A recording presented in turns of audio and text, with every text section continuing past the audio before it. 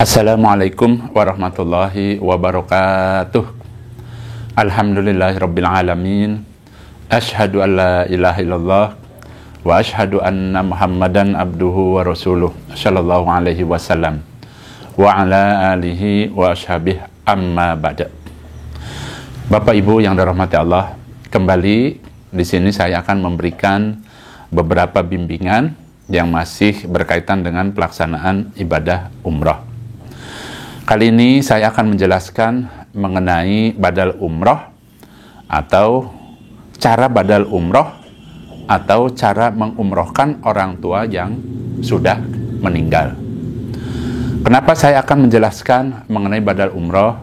Karena mungkin Bapak Ibu ada yang baru pertama kali akan melaksanakan ibadah umroh, atau mungkin juga Bapak Ibu ingin mengumrohkan orang tuanya, hanya saja mungkin tidak tahu caranya. Untuk itu, saya akan menjelaskan mengenai tata cara badal umroh. Mengenai badal umroh ini, ada syaratnya Bapak Ibu.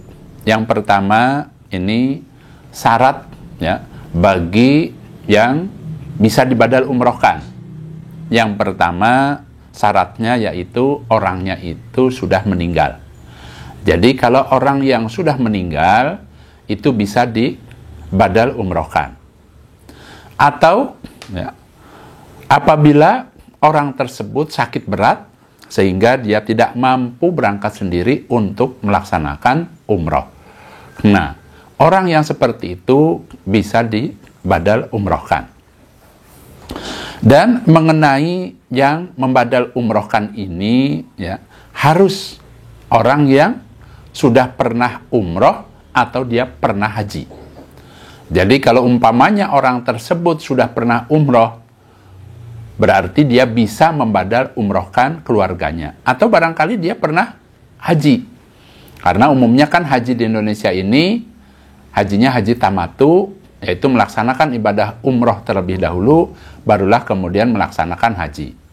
Apabila pernah haji, maka dia bisa membadal umrohkan keluarganya. Itu ya. Nah, adapun yang membadal umrohkan ini ada ketentuannya. Yang pertama, orangnya harus dan wajib amanah. Kemudian, orang tersebut harus mampu melaksanakan rukun umroh dan wajib umroh, serta betul-betul dia memahami mengenai keilmuan tentang umroh sesuai dengan syariat. Jadi itu orang yang bisa membadal umrohkan. Karena terkadang ada yang bertanya ke Abah saya itu masih bingung. Baru pertama kali umroh, tetapi saudara nitip supaya keluarganya dibadal umrohkan, sedangkan saya juga tidak memahami bagaimana caranya, kemudian belum tahu ilmunya dan lain sebagainya.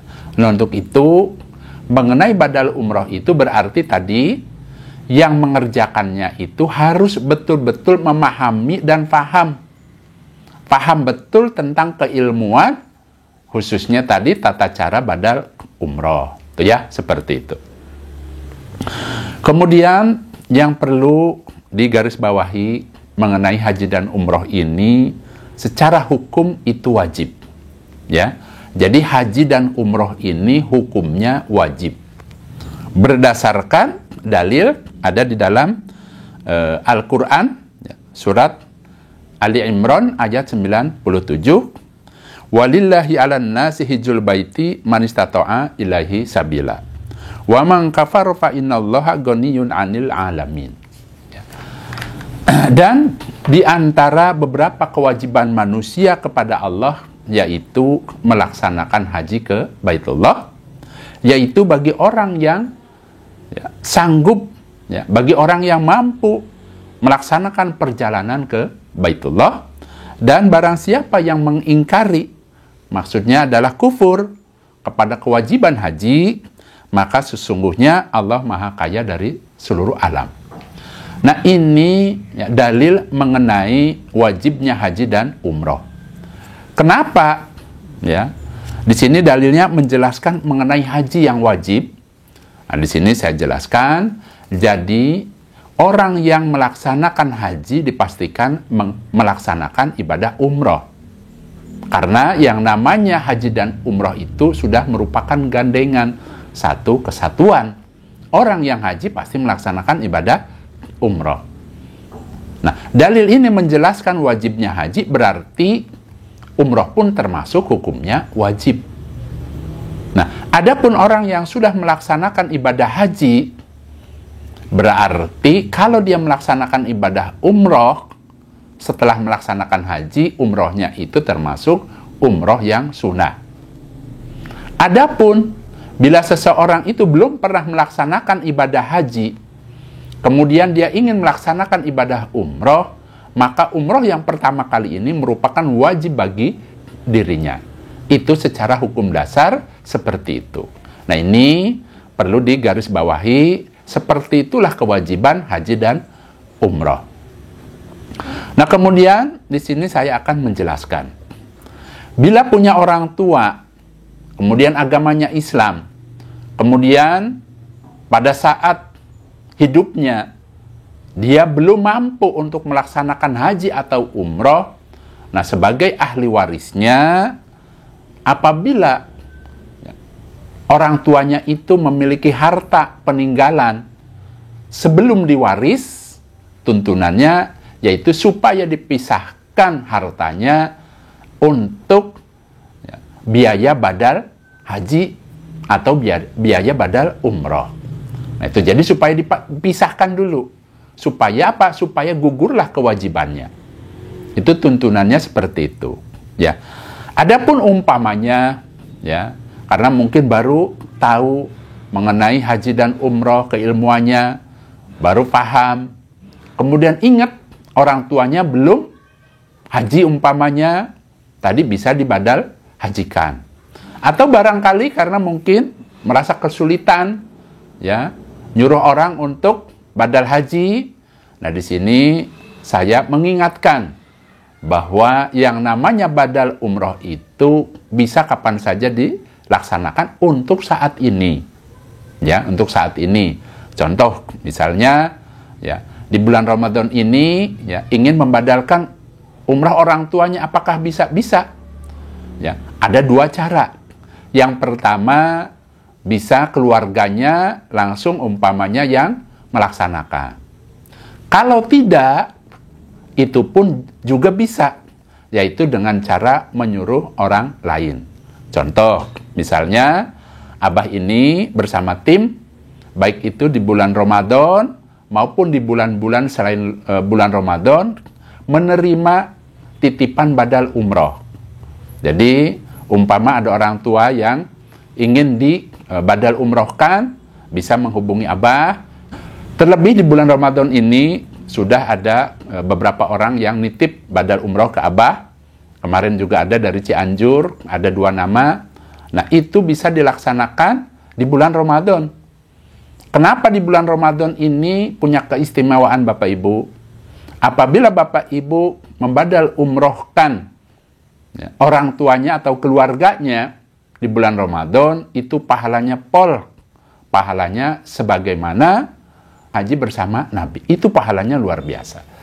Nah, adapun umpamanya, bagaimana kalau di bulan-bulan biasa, apakah bisa badal umroh? Bisa. Abah selama ini menerima titipan yang badal umroh. Nanti setelah mengerjakan, orang yang menitip badal umroh ke Abah itu akan mendapatkan video pada saat pelaksanaannya. Baik itu pada saat pelaksanaan niat badal umrohnya, ya, biasanya itu di Masjid Tanim, ya, di Masjid Aisyah. Nah, kemudian ya, ada video singkat pada saat pelaksanaan tawafnya. Kemudian ada juga video singkat pada saat pelaksanaan sa'inya. Nah, itu seperti itu. Dan insya Allah nanti akan dikirimkan, ya, sertifikat badal umroh yang disaksikan berupa PDF. Jadi nanti PDF-nya itu bisa ke tukang fotokopi untuk bisa dicetak, ya, seperti itu. Umpama ingin dicetak, ya. Nah, ini sebagai penyaksian bahwa badal umrohnya itu sudah dikerjakan, tuh ya. Jadi ada dua caranya, bisa menyuruh orang lain, misalnya ke Abah dan timnya, atau dikerjakan sendiri, itu bisa seperti itu, ya. Nah kemudian mengenai badal umroh ini, Bapak Ibu, pada saat Bapak Ibu melaksanakan ibadah umroh, umpamanya baru pertama kali ibadah umroh, ini umumnya kalau di Abah, umpamanya umrohnya itu daftarnya ke Abah itu biasanya pada saat setelah selesai umroh di Mekah nih, kemudian istirahat sehari, kemudian besoknya itu ada acara untuk membadal umrohkan, dan biasanya Abah sendiri yang membimbingnya. Nah itu biasanya seperti itu kalau di keberangkatan umroh bersama Abah seperti itu. Nah berarti kalau umpama Bapak Ibu ikut mendaftar di umroh di Abah itu, insya Allah sudah dipastikan ya akan mendapatkan fasilitas badal umroh yang mana tidak perlu biaya lagi. Jadi sudah cukup semuanya. Setelah umroh untuk pribadi, kemudian besoknya lagi baru ada acara badal umroh. Itu kalau di travel Abah seperti itu.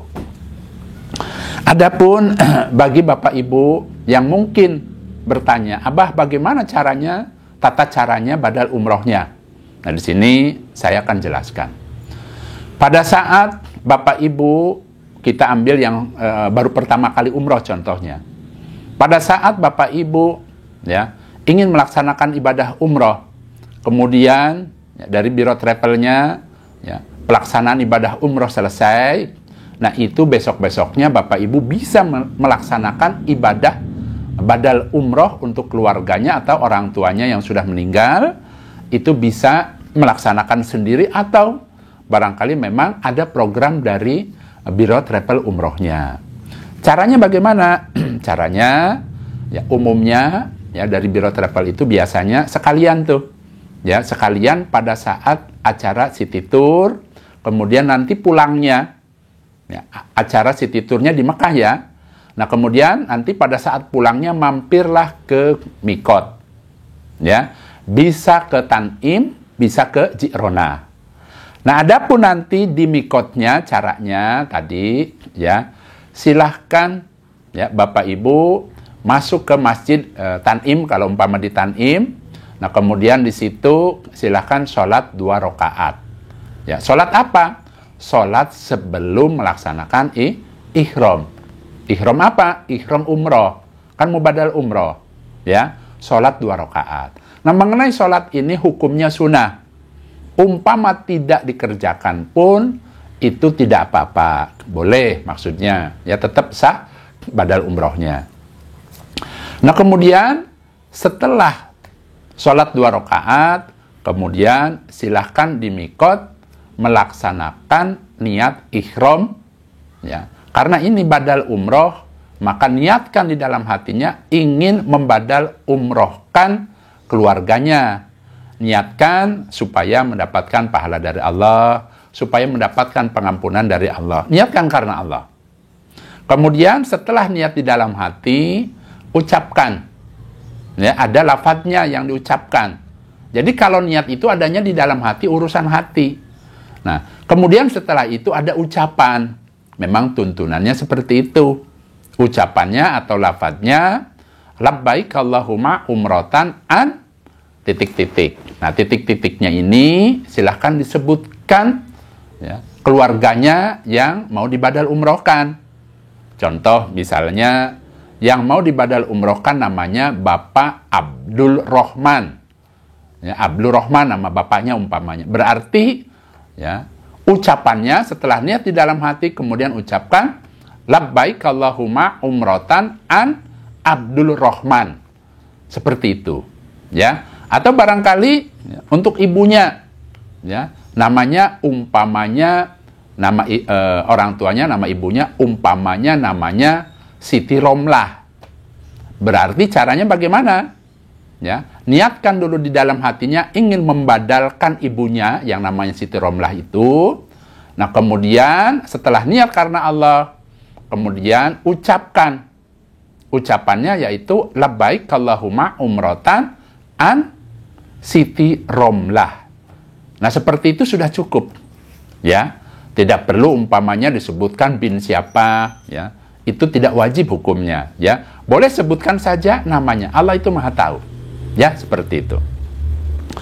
Nah, kemudian setelah mengucapkan tadi lafaz niat ihramnya, ya, lafaznya tadi ucapan pada saat akan membadal umrohkan, kemudian dilanjutkan dengan membaca talbiyah. Labbaik Allahumma labbaik, labbaik la syarika laka labbaik, innal hamda wan ni'mata laka wal mulk la syarika lak. Nah, itu seperti itu, ya. Dan bacaan talbiyah ini, ya, supaya diulang-ulang. Tuntunannya, kalau untuk laki-laki itu supaya sedikit dikeraskan, kalau wanita cukup lirih saja, ya, karena suara wanita itu aurat, ya, seperti itu. Nah, kemudian nanti, ya, insya Allah biasanya rombongan itu, ya, mampirlah ke hotel, ya, di hotel bagaimana umpamanya makan istirahat dulu, boleh seperti itu. Nah, di sini saya ingatkan, pada saat seorang laki-laki ingin membadal umrohkan keluarganya, nah, di sini Abah mengingatkan supaya mempersiapkan pakaian ihramnya, yaitu 2 lembar kain ihram. Jadi kalau laki-laki, ya, walaupun dia badal umroh, pakaiannya tetap memakai kain ihram, ya. Dan itu hanya 2 kain saja, tidak boleh pakai celana dalam, tidak boleh pakai kaos dalam. Sebagaimana tata cara ibadah umroh. Jadi pada saat umroh yang laki-laki kan sama, hanya memakai 2 kain ihram. Nah, itu seperti itu. Ini Abah ingatkan, ya. Nah, kemudian Abah ingatkan juga pada saat sudah niat di dalam hati, kemudian sudah mengucapkan labbaik Allahumma umrotan an, sebutkan orang yang dibadal umrohkan. Nah, kalau sudah seperti itu, berarti berlakulah larangan-larangan ihramnya. Harus dijauhi larangan-larangan ihramnya, ya. Bagi laki-laki tidak boleh memakai penutup kepala, ya. Tidak boleh memakai baju. Jadi, pakainya bolehnya hanya pakaian ihram 2 lembar itu saja. Abah boleh tidak pakai sabuk? Boleh, atau pakai ikat pinggang, umpamanya ada yang bertanya, boleh. Abah boleh tidak yang laki-laki umpama membadal umrohkan ibunya, itu kan perempuan, apakah boleh? Boleh. Atau anak perempuannya membadal umrohkan bapaknya, itu juga boleh, ya. Seperti itu boleh. Nah, kemudian, ya, biasanya rombongan itu mampirlah ke hotel dulu, ya. Silahkan beres-beres, tapi ingat, ya, Bapak Ibu sedang dalam keadaan berihram, ingat ada aturan-aturan yang tidak boleh dilanggar. Tidak boleh pakai minyak wangi, tidak boleh marah-marah, tidak boleh berantem, ya. Umpamanya seperti itu. Kemudian yang wanita, ya, tidak boleh memakai sarung tangan nutupi telapak tangannya, tidak boleh. Kemudian wajahnya harus terlihat. Ini untuk wanita. Yang laki-laki tidak boleh pakai sepatu yang menutupi mata kakinya, ya. Abah sarankan yang laki-laki cukup pakai sendal jepit saja, ya, untuk amannya, untuk mudahnya. Nah, kemudian juga, ya, tadi, ya, untuk laki-laki dan perempuan, ya, tidak boleh menikah, tidak boleh menikahkan, ya, tidak boleh melamar, tidak boleh pakai minyak wangi. Nah, itu untuk laki dan perempuan, ya. Tidak boleh mencabut rambut, ya, tidak boleh mencabut bulu-bulu yang ada di badan. Nah, itu juga merupakan larangan pada saat Bapak Ibu badal umroh, karena sama larangannya, ya. Larangan ihram untuk umroh dan larangan berihram untuk badal umroh itu sama, ya. Nah, kemudian setelah itu silahkan Bapak Ibu berangkat menuju ke Masjidil Haram. Ingat, sudah harus punya wudhu karena akan melaksanakan tawaf. Silahkan tawaf 7 putaran, ya, didahului, diluruskan badannya menghadap ke Ka'bah, kemudian angkat tangannya, ya. Angkat tangannya, silahkan ucapkan Allahu Akbar atau Bismillahi wallahu Akbar, ya. diangkat tangannya Allahu Akbar atau Bismillahi wallahu Akbar, di sunahnya itu dikecup tangannya, ya, dicium tangannya boleh seperti itu. Nah, itu lakukan ya 7 putaran. Ya, sama pada saat melaksanakan ibadah umroh. Jadi 7 putaran. 1 putaran itu dimulai dari Hajar Aswad, lurus dengan pojok Hajar Aswad, kemudian silahkan ya mengelilingi Ka'bah. Sesampainya di pojok rukun Yaman, angkat tangannya, ya, ucapkan Allahu Akbar atau Bismillahi wallahu Akbar, ya, kemudian berdoa yaitu Rabbana atina fid dunya hasanah wa fil akhirati hasanah wa qina adzabannar. Ya, silahkan diulang-ulang doanya. Nah, begitu juga pada saat awal. Yang awal tadi pada saat pertama kali akan ya, tawaf, Bismillahi wallahu Akbar umpamanya. Nah, kemudian doanya apa, Abah? Sama berzikir, sunahnya dikir. Ya, dikir sebagaimana yang sering Abah sampaikan, Subhanallah walhamdulillah wala ilaha illallah wallahu akbar wala haula wala quwata illa billah. Silahkan dilakukan berulang-ulang ya sampai rukun Yaman tadi. Sesampainya rukun Yaman tadi, angkat tangannya, ucapkan Allahu Akbar atau Bismillahi wallahu Akbar, tapi tidak perlu dicium ya. Tuntunannya cukup isyarat saja. Nah, kemudian ya, zikirnya diganti dengan membaca doa Rabbana atina fid dunya hasanah wa fil akhirati hasanah wa qina adzabannar. Silahkan diulang-ulang sampai pojok rukun Hajar Aswad. Kalau sudah sampai situ berarti dapat 1 putaran. Lakukan itu sampai 7 putaran. Nanti berakhirnya di pojok Hajar Aswad yang ke-7-nya tetap angkat tangan yang terakhirnya ya. Bismillahi wallahu akbar kalau sudah yang ke-7 berarti sudah selesai. Nah, kemudian silahkan ya, ke belakang makom Ibrahim ya. Sesampainya di belakang makom Ibrahim ya, sunahnya yaitu membaca wattakhidu mi maqami Ibrahima musholla. Kemudian silahkan sholat 2 rakaat ya. Sholat 2 rakaat setelah tawaf.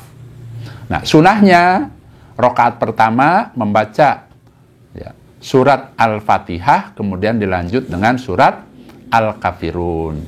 Kemudian rakaat kedua membaca surat Al-Fatihah, kemudian membaca surat Al-Ikhlas. Itu sunahnya seperti itu.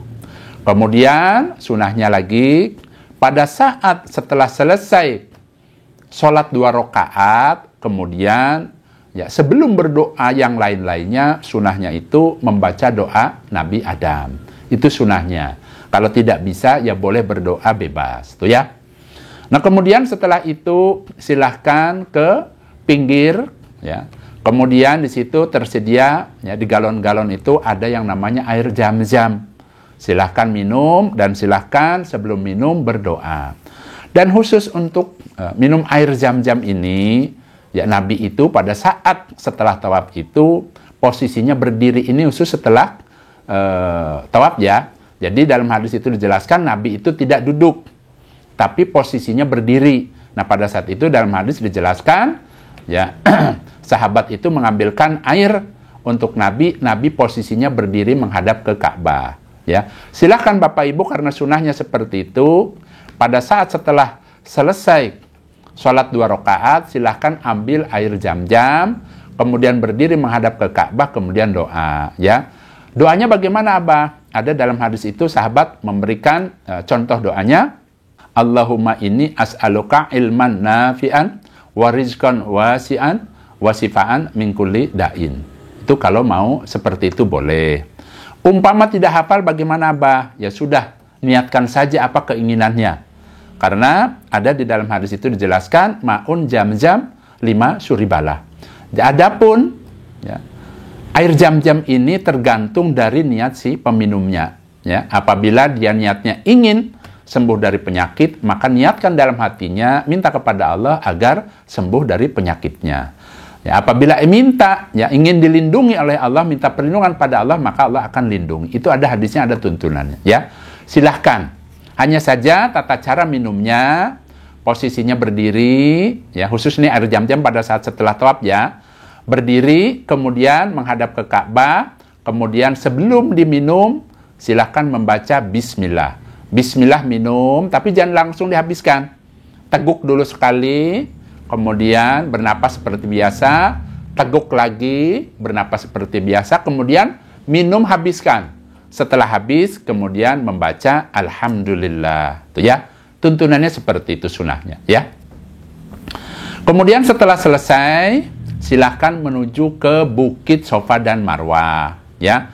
Silahkan sa'i Safa Marwah ya, sebanyak 7 perjalanan dimulai dari Bukit Safa ya ke Bukit Marwah, itu dapat 1 perjalanan sa'i. Kemudian dari Bukit Marwah ke bukit yang awal yaitu Bukit Safa ya, berarti dapat 2 perjalanan sa'i. Jadi caranya begitu ya.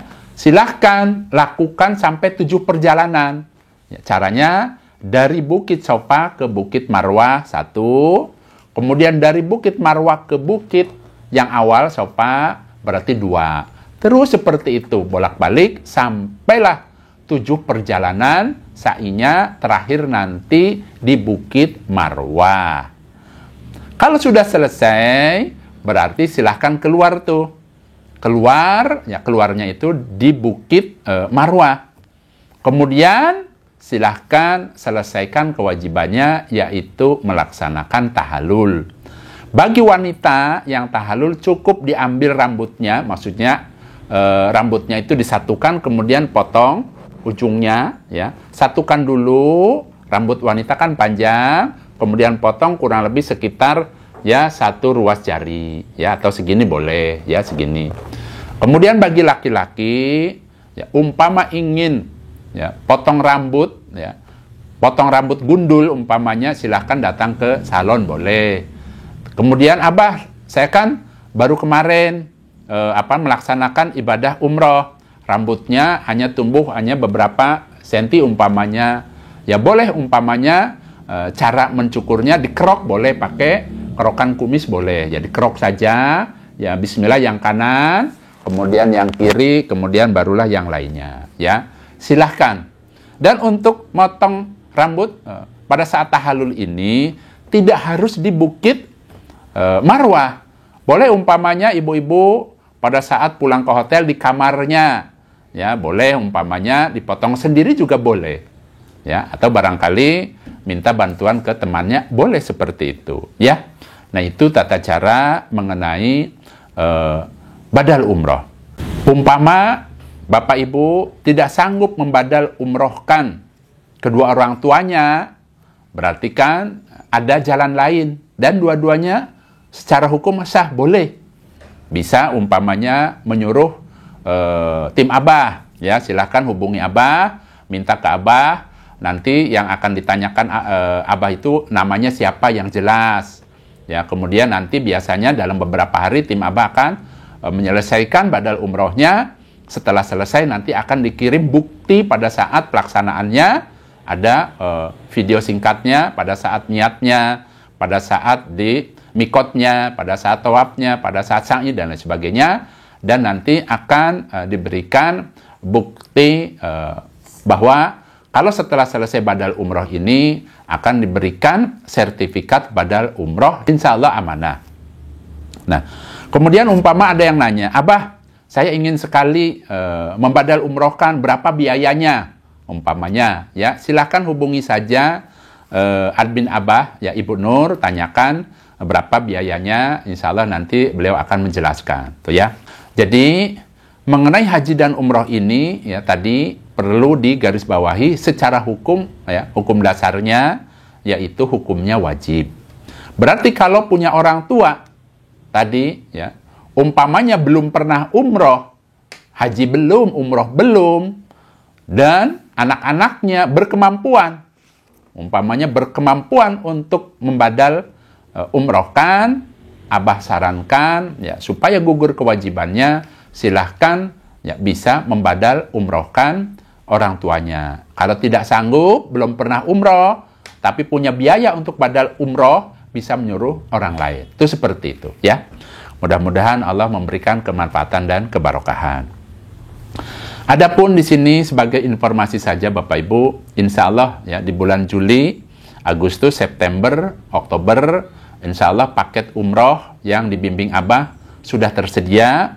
Bagi Bapak Ibu yang merasa nyaman dengan nasihat-nasihat Abah untuk mengesahkan keilmuannya, silahkan bisa langsung mendaftar umroh ke Abah. Kenapa Abah katakan supaya sah ilmunya?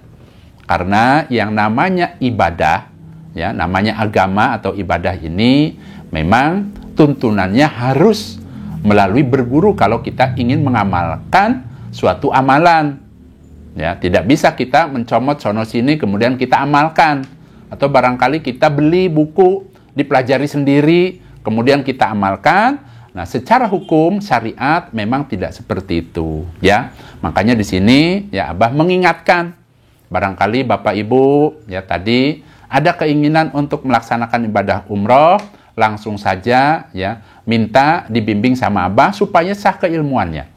Itu nomor satu, supaya sah keilmuannya, karena ilmu yang Abah berikan ini merupakan tanggung jawab ya, bukan hanya di dunia tapi juga sampai di akhirat, ya. Jadi ilmu yang Abah berikan nanti ya sudah sesuai dengan hadis-hadis Nabi, sesuai dengan tuntunannya. Insya Allah kalau Bapak Ibu umroh dibimbing Abah, insya Allah akan mendapatkan buku panduan. Nah, ini buku panduannya seperti ini. Nah, ini bisa didapatkan oleh Bapak Ibu kalau Bapak Ibu umrohnya dibimbing Abah. Ya, kalau umpama Ibu mendapatkan buku ini saja, kemudian tidak dipelajari dulu dengan Abah, maka tadi ya untuk keilmuannya tidak sah. Makanya tadi, nah ini bukunya. Nah, ini akan mendapatkan buku ini, nanti akan dikaji keilmuannya supaya apa? Supaya sah pada saat pengamalannya. Itu ya. Mudah-mudahan Allah memberikan kemanfaatan dan kebarokahan. Baik Bapak Ibu, itu saja. Mudah-mudahan bimbingan singkat ini bisa bermanfaat, khususnya bagi Bapak Ibu yang baru pertama kali akan umroh, atau Bapak Ibu yang punya orang tua yang sudah meninggal, belum pernah umroh, bisa nanti titip badal umroh ke Abah dan timnya. Insya Allah Abah akan melaksanakan dengan sebaik-baiknya, sesuai dengan syariat, ya, sesuai dengan tuntunan Allah dan Rasul. Baik Bapak Ibu, itu saja. Alhamdulillah, jazakumullahu khairan. Abah pamit. Wassalamualaikum warahmatullahi wabarakatuh.